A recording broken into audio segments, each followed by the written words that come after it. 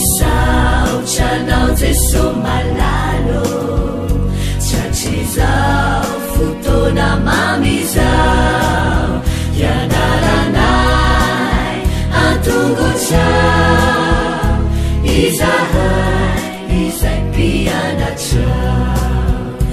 koambitenenare jeso malalo izahay iaino tsaranao ka irote niavy aminao itoetsapetsakao amponaya koambitenenare jeso malalo izahay iaino tsaranao ka irote niavy aminao itoetsapetsakao amponaya irote niavy aminao itoetsapetsakao amponaya.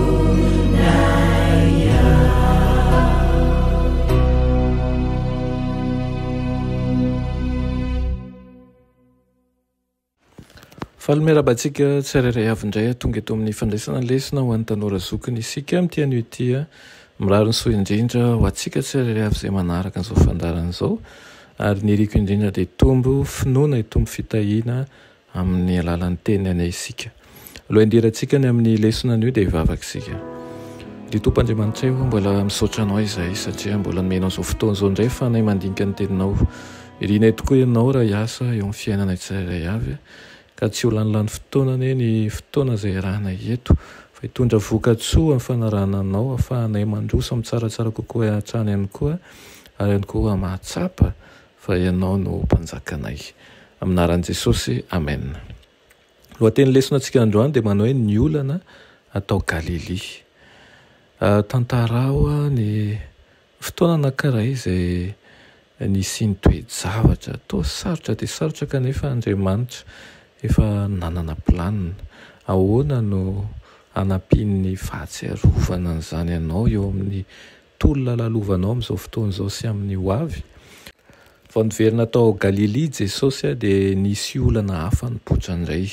nanomboka nanasitrana olona mpahay be masy Jesosy ary ny amaro ny vahoaka nanaraka azy akaiky ny Pasika eo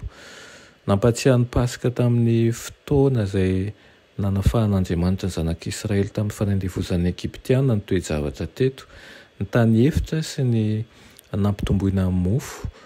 manolotra fanafahana koa Jesosy eto amin'ny alalan'ny fahasoavany be rehefa noana ny vahoaka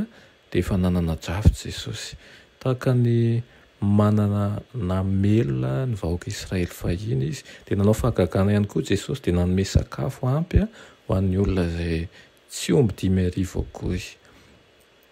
Na tonga ny vahoaka nambaran'i Jesosy ho mpaminany araka ny efa nolazain'i Mosesy io famantarana mahagaga io ny omana haka azy ankeriny atao mpanjaka mihitsy ireto vahoaka nafanafo reto tsy takatry ny sain'izy ireo ny karazana fanjakana izay natongavan'i Jesosy ahorina lasa nandeha irery tany an-tendrombohitra Jesosy ka nidina teo amin'ny farita ao amin'ny natin'ny alina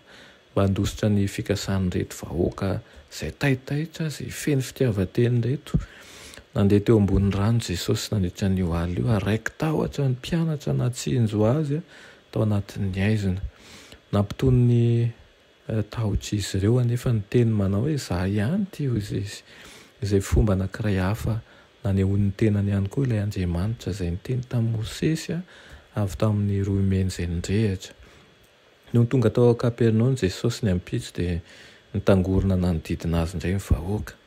fantatry Jesosy anefa ny tena nanesika azy ireo ka nireny ny taona azy mba ino dia nilaza Jesosy fa izy ny mofinaina efa fantatry ny Jiosy ankapobeny fa ny sary anohatra momba ny mana dia maneho ny famakiana ny Torah ihany koa sy ny fiverenan'ny mana rehefa ho tonga ny Mesia saingy tsy te hanaiky ny fanambaran'i Jesosy ny tenany ho ilay mofo nidina avy tany an-danitra reto olona reto. Na tonga korotana ny fanambaran'i Jesosy manetsika korotana tokoa manko ny fahamarinana rehefa manohitra an'izany ny fo noraisy ny vahoaka arabaky teny ny teny Jesosy ka hoy izy hoe ataon'le io ahoana re no fanomeny nofony ho antsika no hazavain'i Jesosy ny teny nambara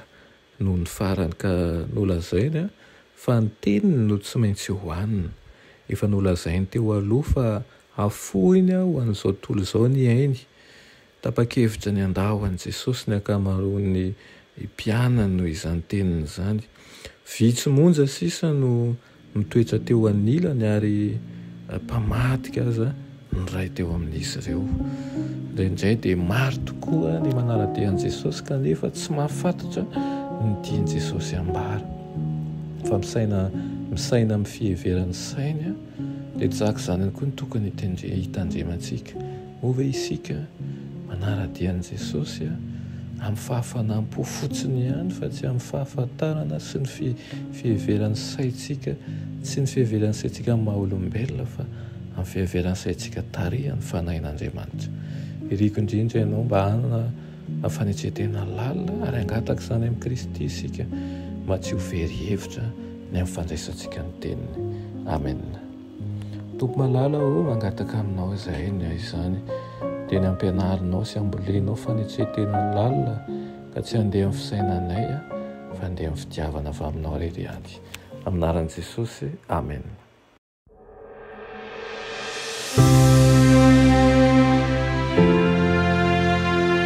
Mianatra eo an-tongotry Jesosy isan'andro.